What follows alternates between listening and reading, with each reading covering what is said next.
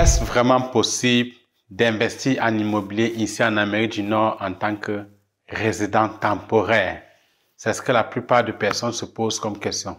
Bonjour à toi, je suis Justin Kameni, je suis ton coach dédié spécialement aux immigrants ici en Amérique du Nord. Et aujourd'hui, nous allons explorer une question cruciale.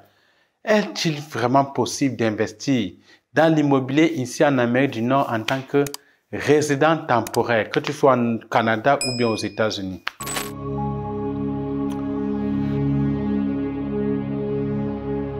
Nous savons tous que l'Amérique du Nord est une terre d'opportunités, en particulier dans le secteur de l'immobilier. Cependant, pour des résidents temporaires, les règles peuvent être un peu différentes. Je vais d'abord me demander de regarder le statut juridique. La première étape est de comprendre ton statut juridique et les lois locales concernant l'achat d'immeubles. Par exemple, ici au Canada, une loi récente a temporairement restreint l'achat d'immeubles résidentiels par des non-résidents, et ceci jusqu'en décembre 2025. Aux États-Unis, les lois peuvent varier d'un État à l'autre. Il est donc crucial de se renseigner en conséquence. Il est également important de comprendre comment ton statut de résident temporaire peut influencer ta capacité à obtenir un financement ou à transférer les fonds de ton pays d'origine. Aux États-Unis, il n'existe pas de loi fédérale interdisant aux non-résidents ou aux étrangers d'investir dans le monde de l'immobilier. En fait, les étrangers peuvent acheter et posséder des biens immobiliers aux États-Unis. Et de nombreux étrangers achètent bien évidemment régulièrement des maisons de vacances ou des propriétés d'investissement dans ce pays. Cependant, la réglementation des droits de propriété foncière pour des non-citoyens américains est généralement du ressort des différents États que compose le fédéral. Et les délais spécifiques des transactions peuvent varier d'un État à l'autre. Il existe toutefois certaines lois et réglementations fiscales qui peuvent affecter les non-résidents qui vendent de l'immobilier aux États-Unis. Prenons par exemple la loi fédérale appelée The Foreign Investment in Real Property Tax Act, qui vise à garantir que le gouvernement fédéral puisse collecter des revenus fiscaux sur les gains réalisés par les non-citoyens lors de la vente d'un bien immobilier. Il est donc important de noter qu'il y a eu une proposition de loi, la proposition HR 6383, pour interdire l'achat des biens immobiliers publics ou privés situés aux États-Unis par des personnes étrangères. Cependant, cette proposition de loi n'est qu'un texte proposé et non une loi en vigueur. Ainsi, bien qu'il n'y ait pas d'interdiction générale pour les non-résidents d'investir dans l'immobilier aux États-Unis, il existe certaines réglementations et des considérations fiscales spécifiques qui peuvent affecter ces transactions. Il est toujours conseillé de consulter un avocat, un spécialiste fiscal spécialisé pour comprendre pleinement les implications juridiques et fiscales lors de l'achat ou de la possession ou de la vente de biens immobiliers aux États-Unis en tant que non-résident. Parallèlement à cela, au Canada, une nouvelle loi a été mise en place qui interdit de façon temporaire les non-résidents et les entreprises non canadiennes d'acheter des propriétés résidentielle. Qu'est-ce qu'on entend par propriété résidentielle? C'est-à-dire de 1 à 3 logements. Et cette loi est entrée en vigueur le 1er janvier 2023 qui restera en place jusqu'au 31 décembre 2025. L'interdiction a été mise en place pour restreindre les investissements étrangers dans le secteur immobilier résidentiel canadien pendant une période de 2 ans. Et cette loi est fédérale et s'applique dans tout le Canada, pas seulement dans certaines provinces comme celle du Québec. Suite à cette loi, seuls les citoyens canadiens et les résidents permanents sont autorisés à acquérir des immeubles résidentiels au Canada. Pendant cette période de restriction, note bien ceci, la loi canadienne sur l'interdiction d'achat de propriétés résidentielles par les non-résidents définit une propriété résidentielle comme toute maison individuelle ou tout bâtiment comportant 3 unités d'habitation ou moins, ou toute maison jumelée, unité de maison en rangée ou unité de condominium.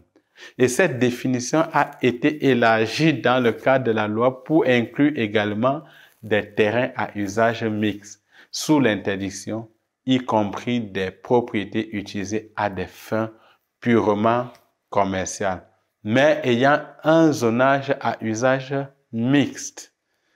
Le 23 mars 2023, le gouvernement fédéral canadien a apporté des modifications au règlement sous cette loi pour clarifier la portée des propriétés auxquelles la loi s'applique. Cependant, ces modifications n'apparaissent pas dans le texte public des règlements en date du 29 mars 2023. Et selon ces modifications, tout terrain vacant, même s'il est zoné résidentiel ou à usage mixte, est exclu de la loi. D'où la notion de développement immobilier. Les non-canadiens peuvent acheter des propriétés résidentielles dans le but de faire du développement immobilier. Cependant, il n'est pas encore clair si le terme développement sera défini dans les règlements modifiés selon l'annonce gouvernementale. Le développement est censé englober toute modification ou amélioration apportée à une propriété résidentielle, y compris la rénovation d'un bâtiment existant, mais n'est pas censé inclure des réparations simples, des rénovations, des remodelages ou d'autres modifications similaires. L'achat de propriétés résidentielles dans le but de les louer ou de les louer à des locataires n'est également pas considéré comme du développement immobilier. Il est donc important de noter que ces précisions sur la loi fournie par le gouvernement fédéral canadien ne constituent pas une loi en soi. Donc, il reste à voir comment un tribunal interprétera la définition de développement s'ils ne les définissent pas. Nous allons voir le financement. Le financement est une étape cruciale de l'investissement immobilier. Les banques et les institutions financières ont souvent des critères spécifiques pour les résidents temporaires. Il peut être utile de consulter un conseiller financier ou un courtier hypothécaire pour comprendre tes options. Établir un bon historique de crédit dans ton pays d'accueil peut également faciliter l'accès au financement. Il est donc judicieux de commencer à construire ton crédit dès que possible. Avoir de la connaissance du marché est aussi très nécessaire. La connaissance du marché local est essentielle pour réussir dans l'investissement immobilier. Et cela inclut la compréhension des tendances du marché, l'identification des quartiers en croissance et l'apprentissage des pratiques locales en matière d'achat et de vente immobilière. Les forums en ligne des séminaires immobiliers et les groupes de réseautage locaux peuvent être d'excellentes ressources pour en apprendre davantage sur le marché immobilier local. Que penses-tu du conseil d'un expert? L'achat d'un bien immobilier dans un nouveau pays peut être complexe. Faire appel à des experts locaux comme Coaching JD, comme des agents immobiliers et des avocats spécialisés peuvent te fournir des informations précieuses et t'aider à naviguer dans ce processus. Cherche donc des professionnels comme Coaching JD qui a de l'expérience avec les clients internationaux et ou des résidents temporaires, car ils seraient mieux équipés pour comprendre et résoudre tes besoins spécifiques. Pour en terminer, l'investissement immobilier en tant que résident temporaire en Amérique du Nord est simplement possible avec la bonne préparation et les bonnes informations. C'est ici que mon programme de coaching entre en jeu. Je te fournirai des conseils personnalisés, des stratégies éprouvées et un accès à un réseau d'experts pour t'aider à réaliser ton rêve immobilier ici en Amérique du Nord. Je t'invite donc à prendre action aujourd'hui. Clique sur le lien au-dessous de cette vidéo pour t'inscrire à la session de consultation gratuite et de découvrir comment Coaching JD peut t'aider à atteindre tes objectifs immobiliers.